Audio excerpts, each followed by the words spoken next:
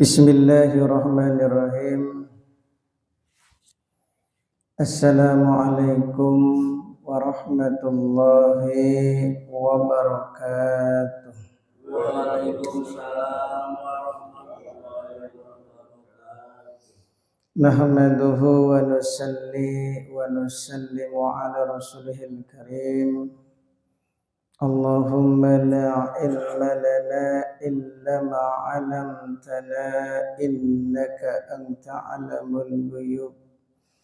Rabbi shrah li sadri wa yassir li amri wahlul 'uqdatam min lisani yafqahu qawli. Jamaah salat subuh yang sama-sama dirahmati oleh Allah Subhanahu wa ta'ala. Bersyukur kita sebelumnya kepada Allah Subhanahu wa ta'ala. Alhamdulillah, dengan kasih sayang Allah kita telah dimudahkan untuk melaksanakan suatu perintahnya yang sangat agung, yaitu salat subuh dengan berjamaah. Alhamdulillah. Karena dengan salat subuh dengan berjamaah, insya Allah ini tanda kita ini menjadi orang-orang ahli surga. Amin. Karena amalan yang paling berat itu adalah salat subuh dan salat isya. Khususnya sholat subuh ini waktu-waktunya orang ini masih enak tidur, ya. Tapi kita masih menyempatkan untuk sholat subuh dengan berjamaah. Tentunya ini kalau tidak ditolong oleh Allah nggak akan bisa. Maka kita ini ya bisa sholat subuh karena menunjukkan kita ini disayang oleh Allah. Artinya kalau kita ini disayang oleh Allah, mudah-mudahan di akhirat juga senantiasa disayang oleh Allah sehingga kita dimasukkan ke dalam surganya Allah Subhanahu wa ta'ala. Amin ya rabbal alamin.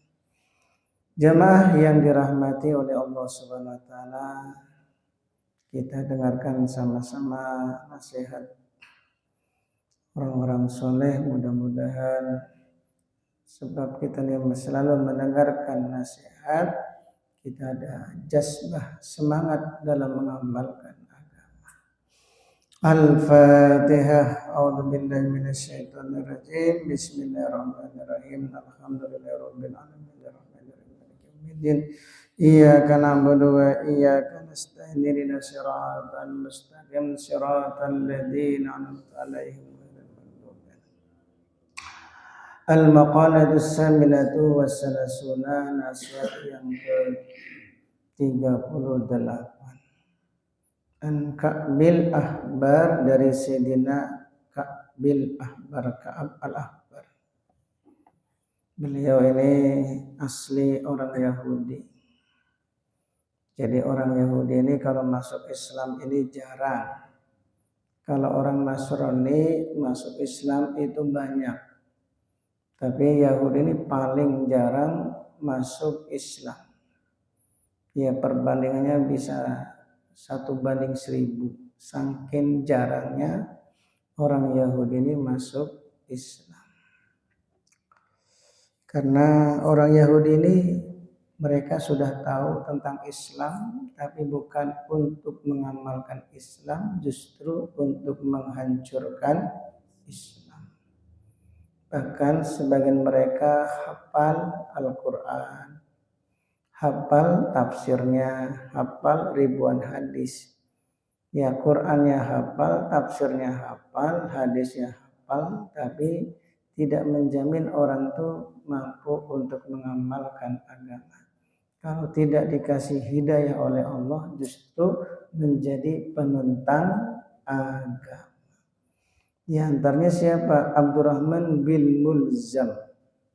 Ya, orang asli Yahudi yang telah hafal Al-Quran 30 juz dan menjadi thariqat di Mesir, pimpinan thariqat, dan beliau menjadi pejuang juga Tapi kata Nabi, Abdurrahman bin Mulzam adalah seburuk-buruk umatku.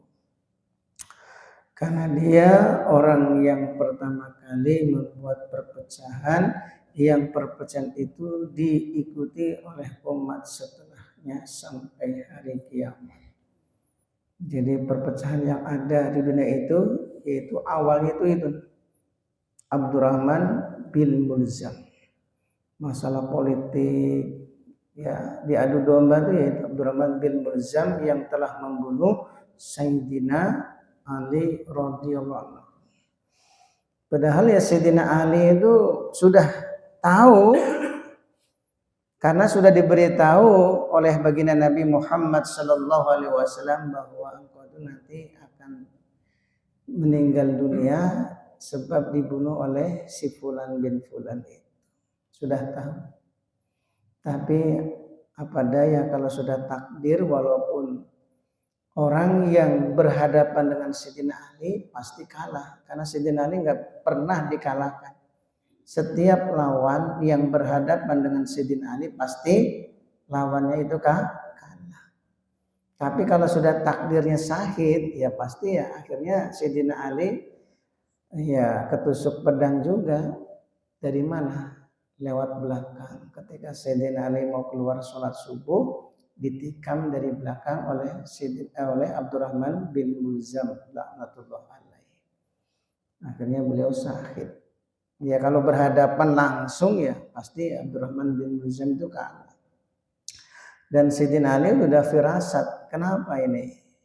Kok Sayyidina Ali tidak langsung memenggal dulu kalau sudah diberitahu oleh Nabi bahwa yang akan membunuh itu Abdurrahman bin Mulzam. Tapi namanya takdir ya. Takdirnya kan gitu. Bahwa Sayyidina Ali itu akan dibunuh oleh Abdurrahman bin Mulzam. Kalau sudah takdirnya dibunuh ya, kadang kita mau ngelawan tuh serasa ya menunjukkan memang anggota badan kita ini ada yang menggerakkan gitu. Sama dengan orang yang mimpi Dajjal. Ya, saya itu pernah mimpi ketemu Dajjal. Jadi setiap gulat kalah. Setiap gulat kalah. Saya kalah terus. Kenapa kalah? Ini memang tulisannya di dalam kitab itu yang mengalahkan Dajjal siapa? Nabi Isa. Betul nggak? Sehebat apapun kita, walaupun kita menjadi Arjuna, Gatot Koco, sumpama jadi Gatot Koco, ya nggak akan bisa ngalahkan Dajjal. Kenapa? Ya di skenarionya udah tulisannya Dajjal itu nantinya dibunuh oleh Nabi Isa. Makanya Imam Mahdi yang menjadi pemimpin dunia pada saat itu, sedunia itu pemimpinnya presidennya cuma satu, siapa? Imam Mahdi. Pemerintahnya di mana pusatnya? Di Syam, di Palestina. Ya, tapi ya oleh karena Dajjal itu tulisannya dibunuh oleh Sayyidina Ali, Imam Mahdi sendiri nggak mampu mengalahkannya. Padahal hebat itu Imam Mahdi itu. Bayangkan, pasukan berapapun jumlahnya itu lawannya tetap kalah karena dipimpin oleh Imam Mahdi. Tapi dengan Dajjal ya nggak bisa mengalahkan. Kenapa? Tulisannya bahwa Dajjal itu dibunuh oleh Nabi Isa alaihissalam. Artinya apa? Jadi takdir itu nggak bisa dirubah kecuali dengan doa. Tapi doa itu sendiri juga takdir. Maka kalau kita ini duduk ya berlama-lama dalam taklim ini sudah ditakdirkan oleh Allah. Jadi kita ini jangan baper. Oh, saya ini mau pulang saja. Memang takdirnya kamu tuh ya nggak punya bakat, punya ilmu gitu loh. Ya, jadi kita ini jangan merasa kita yang bergerak la haula wala quwata illa billah. Maka orang-orang yang telah disibukkan oleh Allah dalam kebaikan-kebaikan ini ya hakikatnya memang sudah ditakdirkan oleh Allah. Coba kita perhatikan. Jamaah syukur ini kan asalnya berbeda-beda, betul nggak?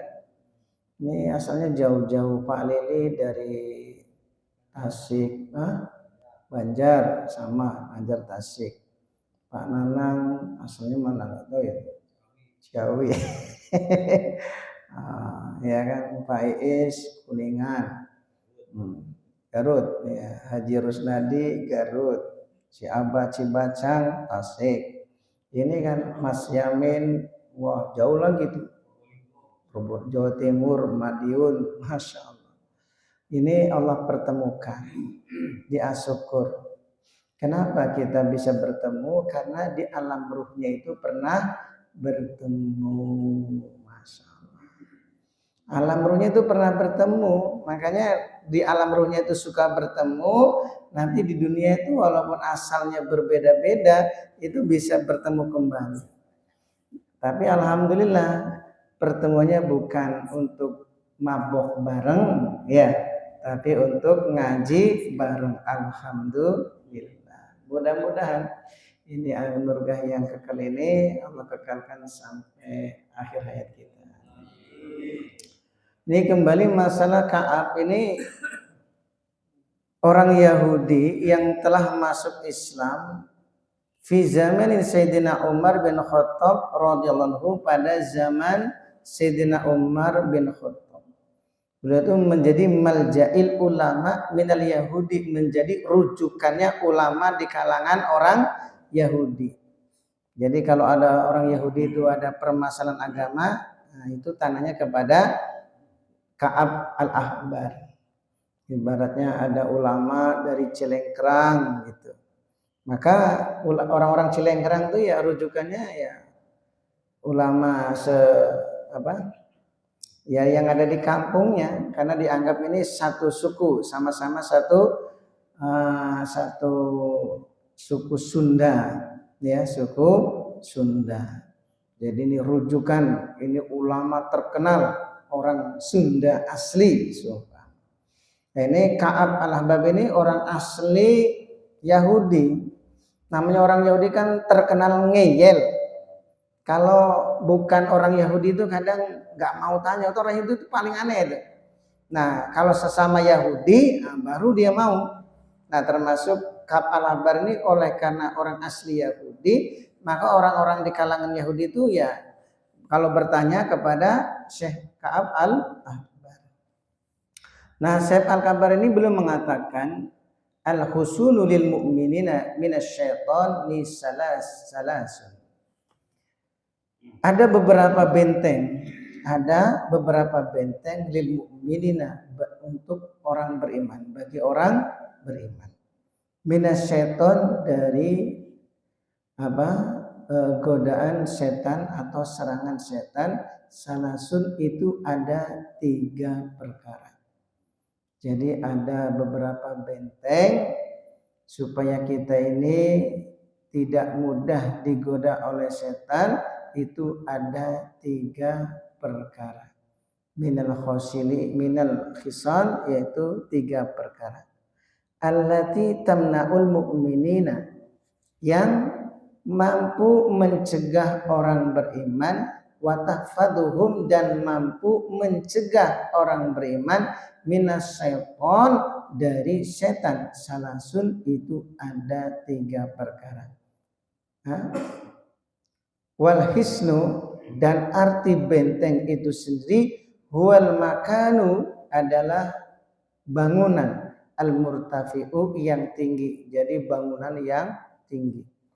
Alladzi yamna'u ad-duwa, yang menahan serangan musuh.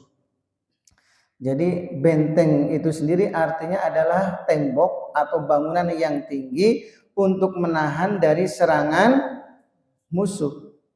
Ya, kalau zaman dulu tuh dibangun itu setiap kerajaan punya benteng.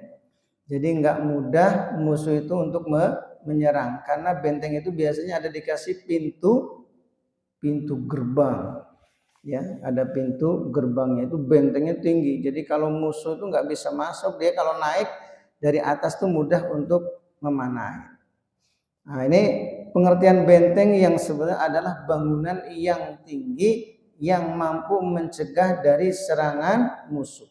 Wal hisnu aidon, dan juga bisa diartikan hisnun ini as-silahu adalah pedang, kama fil asasi sebagaimana dalam kamus Arab.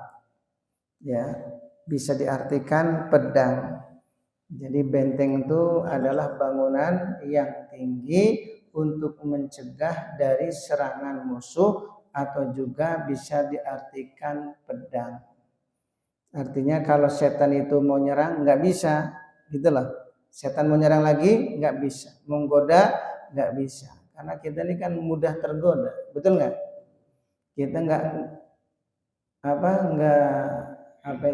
nggak maksiat kadang ya karena tidak ada kesempatan untuk maksiat. Tapi di saat kita ini ada kesempatan untuk maksiat, ada uang yang bisa dikorupsi tapi nggak bisa korupsi, itu hebat, betul ya?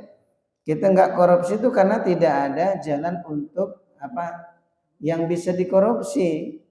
Makanya kita nggak bisa korupsi. Orang tuh asli bisa meninggalkan maksiat ketika dia diuji, kemudian ada kesempatan diamanahkan megang uang 10 juta, tolong ini dipegang ya saya nitip, nanti tahun depan saya ambil.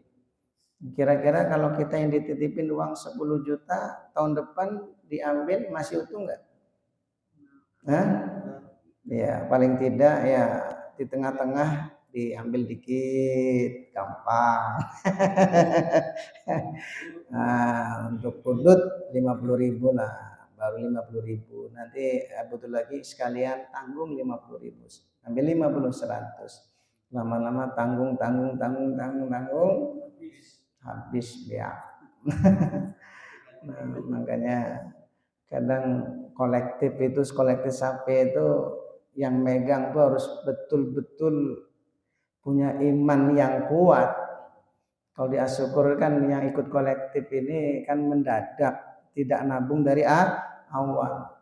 Ya, karena yang sering terjadi itu kalau dari awal yang nabung tuh banyak sampai mungkin ratusan juta, itu karena megang uang dipakai dulu, begitu hari haknya, nah akhirnya yang megang ini ngutang dulu ke penjual sapi, utang dulu ya, untuk menghindari kalau yang kolektif itu sudah lunas semua, padahal memang sudah lunas, tapi yang diamanahkan ini nggak amanah, sehingga pas berapa bulan kemudian di tukang sapinya nagih karena belum lunas ya, padahal yang ikut kolektif sudah pada lunas. Ini yang terjadi ya.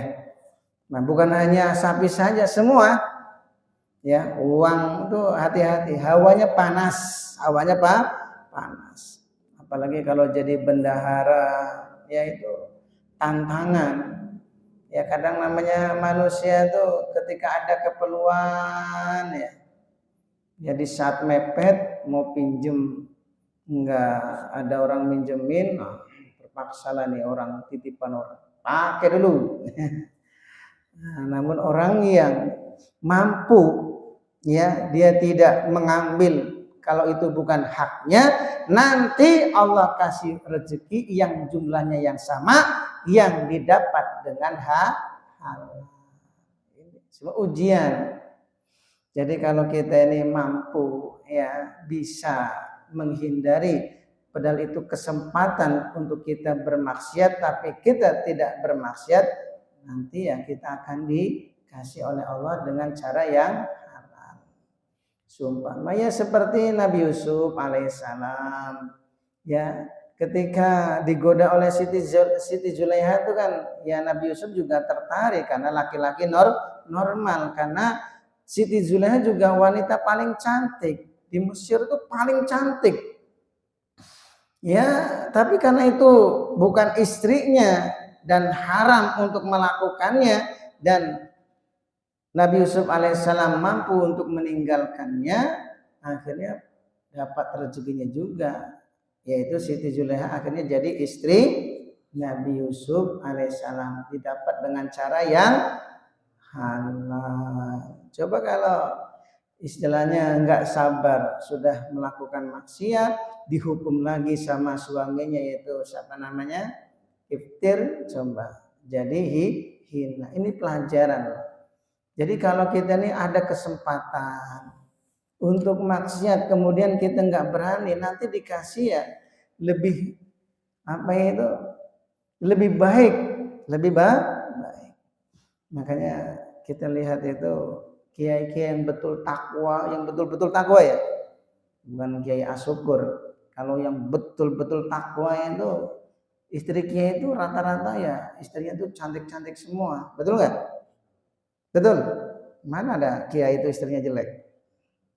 Ya, ya karena justru ketika orang tuh mampu menundukkan pandangan, itulah dikasih oleh Allah yang lebih baik. Tapi kalau orang itu ngobral pandangan, dikasihnya tukiem. Ya, tadinya mau dapat Fatimah, mau dapat Fatimah, tapi karena nggak sabar, akhirnya dapat tukiem. Masya Allah, ini penting nih. Nah ini kembali ya masalah tadi apa itu benteng tadi ya, masalah benteng ini supaya kita ini tidak mudah diserang oleh setan. Di saat kita pun ada kesempatan, nah kita ini dilindungi oleh Allah. Setan mau goda tuh nggak bisa, nggak bisa. Apa itu benteng yang pertama? Al masjidu hisnun, masjid adalah benteng. Ini perlu di li'annahu mahalul adzakirina wal malaika, karena masjid adalah tempatnya orang-orang yang berzikir dan tempatnya para malaikat. Kapan orang itu berada di masjid, insya Allah aman. Aman, imannya akan terjaga. Ya, imannya akan terjaga. Makanya GGNU dulu tuh ya, kalau ada anak-anak muda tidur di masjid walaupun nakal, itu udah senengnya luar biasa. Orang-orang dulu tuh kan senakal-nakalnya dulu kan kalau tidur di masjid, betul nggak? Jadi Masya Allah hebatnya masjid. Tapi walaupun mereka itu ya mungkin dikatakan nakal, tidur di masjid dapat barokahnya. Dari segi dunianya usahanya dilancarkan, hidupnya barokah. Apalagi orang tuh betul-betul taat. Karena masjid ini pertama tempatnya orang-orang berzikir. Artinya orang yang mengingat Allah. Yang kedua tempatnya malaikat. Maka kalau ada anak muda dia nongkrong di teras walaupun cuma ngerokok, ya kita biarin. Yang penting jangan di dalam masjid. Ini orang nggak pernah sholat. Seandainya nggak pernah sholat, ke masjid pun nggak pernah. Tiba-tiba dia mau ke masjid, tapi cuma numpang ngerokok di teras. Sudah alhamdulillah. Makanya masjid menyediakan fasilitas kamar mandi, WC. Biarpun orang nggak ke masjid, biarin dia numpang di WC masjid sudah alhamdulillah. Paling tidak lama-lama dia nanti malu, betul nggak? Ya dapat barokahnya lah ya. Lewat masjid itu dapat barokahnya. Karena masjid itu benteng. Benteng dari setan. Artinya kalau kita tuh sudah berada di masjid, itu iman kita akan terjaga. Iman kita akan terjaga. Dan masjid ini tempat untuk menyelesaikan seluruh permasalahan. Jangankan kita sholat hajat, masuknya kita ke dalam masjid, kalau kita ada masalah, insya Allah masalah kita tuh kelar. Makanya kalau ada masalah ya banyak itikaf, insyaallah ya. Nah, jangan sudah masalah itikaf embung, ya diajak istighosah embung, diajak taklim, alim, ya kita di masjid ini masya Allah andaikan tidak digunakan untuk berzikir, berada diri kita ini di dalam masjid sudah banyak mendapatkan kebaikan-kebaikan. Yang jelas dapat rahmatnya Allah. Makanya sering saya sampaikan tuh kisah cerita baginda Nabi Sayyidina Abu Bakar dan Sayyidina Umar. Ketika beliau dan Sayyidina Umar, Sayyidina Abu Bakar lapar, mereka datang ke masjid. Coba, masalah lapar saja datang ke masjid. Karena Nabi memberikan pelajaran kepada umat setelahnya bahwa masjid inilah tempat untuk menyelesaikan semua masalah. Ketika orang tuh masuk ke masjid, doanya apa? Allahumma ftahli abwaba rahmatik, minta dibukakan pintu-pintu rahmatmu. Jadi bukan hanya satu rahmat, banyak rahmat yang kita dapatkan. Artinya kalau kita ini sudah mendapat rahmat Allah, masalah kita tuh beres, utang kita tuh beres, ekonomi kita tuh beres. Kalau orang itu betul-betul masuk ke dalam masjid hanya semata-mata karena Allah. Ini tingkatan kita. Kalau tingkatan orang yang nggak pernah ke masjid, sudah masuk ke dalam masjid langsung tidur pun sudah alhamdulillah. Orang yang nggak pernah ke masjid di teras ngerokok habis 10 bungkus pun ya sudah alhamdulillah. Tapi kalau santri kawah ya harus meningkat, ya adab-adabnya harus dijaga. Kalau bisa ngerokok jangan menghadap kiblat, ya jangan menghadap kiblat. Kita hargai kiblat itu untuk sholat, paling tidak menghadap itu ke Nyiroro Kidul sono, ya. Yang ngerokok ini, ya menghadap ke Nyiroro Kidul. Biar satu hati. Atau ke Nyi Blorong. Nyi Blorong kemana itu Pak Nana? Oh, ke utara. Nah, Nyi Blorong ke utara, Nyi Kudul ke selatan, ke timur ke Nini Pelet. Ya.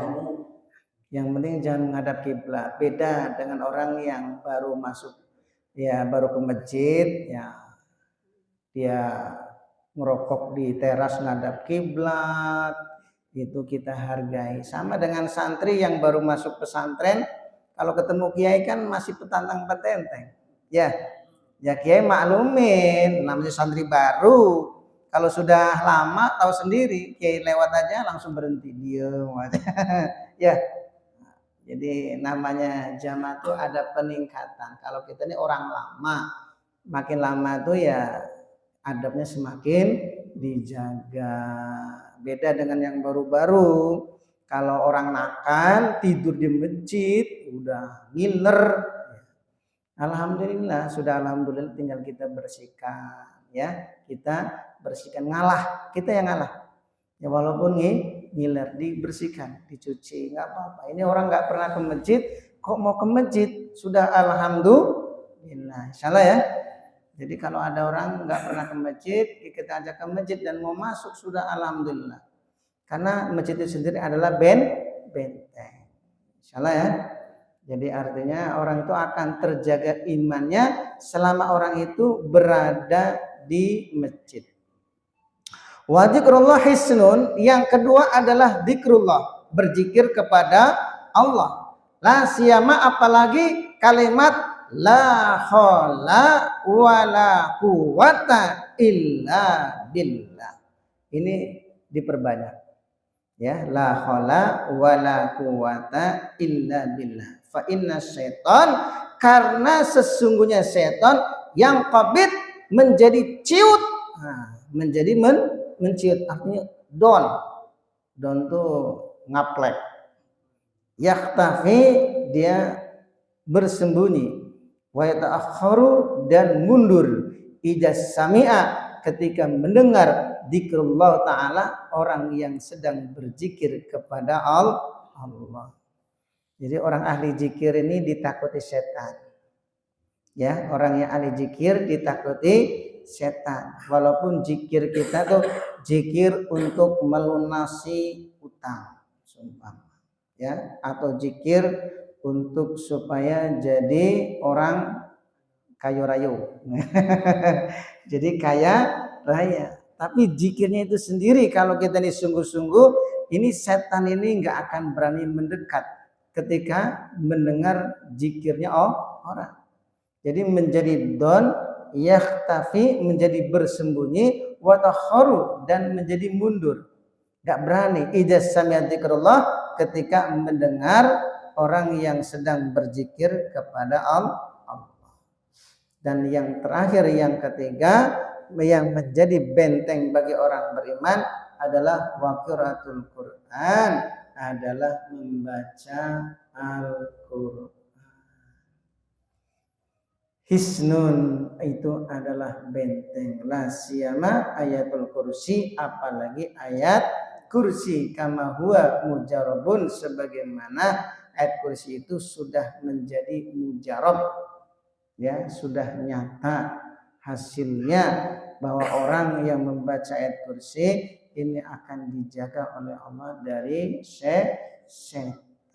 Makanya Sayyidina Ali sangat heran kalau ada orang beriman dia mau tidur tidak membaca ayat kursi terlebih dahulu. Ya, supaya kita ini dijaga. Kalau kita ini nggak baca ayat kursi, nanti andaikan kita ini ngumpuli istri, ya setan ikut andil ngangkang juga, ya, ikut andil menikmati. Oleh karena setan ikut menikmati, akhirnya lahirlah anak apa? Ya setengah setan, anak ngangkang. Ya anak setengah setan, karena setan ikut, betul nggak? Sama-sama ikut bareng. Ikut bareng, enak katanya. Kata setan enak, iya bukan masa enak, nanti anaknya juga akhirnya ya mudah digoda oleh setan, namanya juga setengah setan. Dia ajak untuk ngaji susah, dipesantrenkan baru seminggu lari kabur. Diajak ke masjid nggak mau, ini yang salah orang tuanya, ya ini tidak membaca ayat kursi. Ini penting nih, ya, baca ayat kursi. Ya namanya kita kan nggak tahu, kecuali kalau memang kita nih bisa istiqomah, kalau menggoleh istri baca Bismillahirrahmanirrahim itu aman. Tapi khawatir kan kita lupa. Tapi kalau sebelum tidur baca kursi, andaikan tengah malam tuh kita ada hayang atau hoyong, nah itu sudah dijaga oleh dijaga oleh Allah dari setan. Khawatir. Ini naudzubillah. Ini penting ya. 3 benteng bagi orang beriman. Pertama, masjid. Yang kedua, dzikrullah. Yang ketiga, qiraatil Quran, khususnya membaca ayat kursi. Salah ya? Ini 3 perkara nih supaya kita nih tidak terjerumus. Ya, kita nggak maksiat karena tidak ada kesempatan maksiat. Nanti kita akan terasa di saat kita ada kesempatan maksiat, kok kita mampu meninggalkan maksiat. Nah ini sebabnya diantaranya kita ini punya benteng, yaitu ahli masjid, suka berzikir kepada Allah, suka membaca Al-Quran. Insyaallah. Subhanallah wa bihamdihi, subhanallah wa bihamdika, asyhadu an la ilaha illallah. Wassalamualaikum warahmatullahi wabarakatuh.